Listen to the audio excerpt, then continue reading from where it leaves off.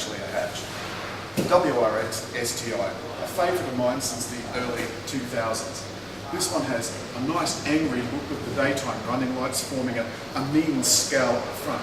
And everything on this car is functional, including the bonnet scoop, splitter, body skirt and rear spoiler. We'll go and have a look at those in a tick.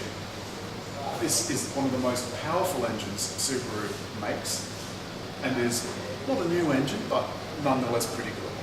Everything on this STI is bespoke. Bespoke guards, they're wider to take wider wheels and tyres. And of course the STI garnish, and it's the thing that every boy racer wants to see when he sees a WRX. The STI badge is all important. The back is highlighted with an enormous spoiler. STI badge right below the WRX, and the all-important four-wheel drive. Remember, all Subarus are four-wheel drive except for the BRZ.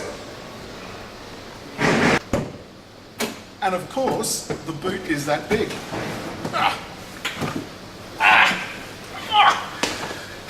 You don't want to do it every day, but have a look at that. I'm not stupid enough to get into a boot without making sure it unlocks from the inside first.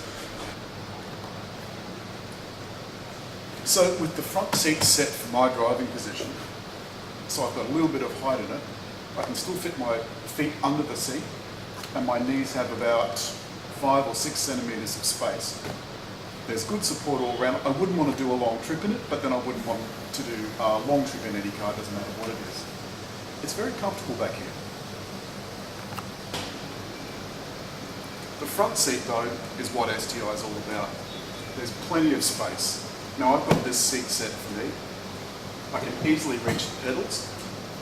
All of the instruments are easily visible, and I don't have to reach for anything in order to be able to adjust controls, change the radio station, and make a phone call. As with most cars with these fancy infotainment systems, they want you to OK before you do absolutely anything. And you have to agree. It's a little bit slow to respond at times, but other than that, this screen is unbelievably clear. All of your information is displayed on the one screen with clear individual buttons to scroll through whatever you might want to happen to do. One thing that I did discover the first day that I had this is when you pop this into reverse, your reversing cameras come up, but look, there's a second one up here. Now that gives you different views and you can scroll through them with this button up the top.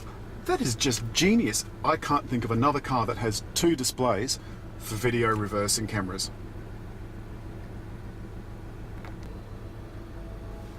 And this is a view at the front and the side of the car. And the little graphics down the side show exactly what field is being shown. The one on the left is showing the left-hand side, or the gutter. The one on the right is showing straight ahead. And of course you can scroll through it by pressing the menu button. Now that's a view right at the front, so you can just nose out into traffic, put that camera on, and you can see what's coming in either direction. How cool is that? Yep. Up here you can see the digital speedo, which I think is important in any car, but that also shows my SI drive, which is this little button down here. Can you come down here, Rob?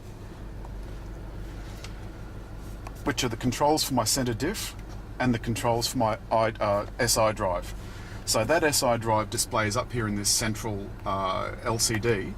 In the center LCD, my center diff is displayed, the center diff control, and also the central speedo display, which also displays my SI drive status.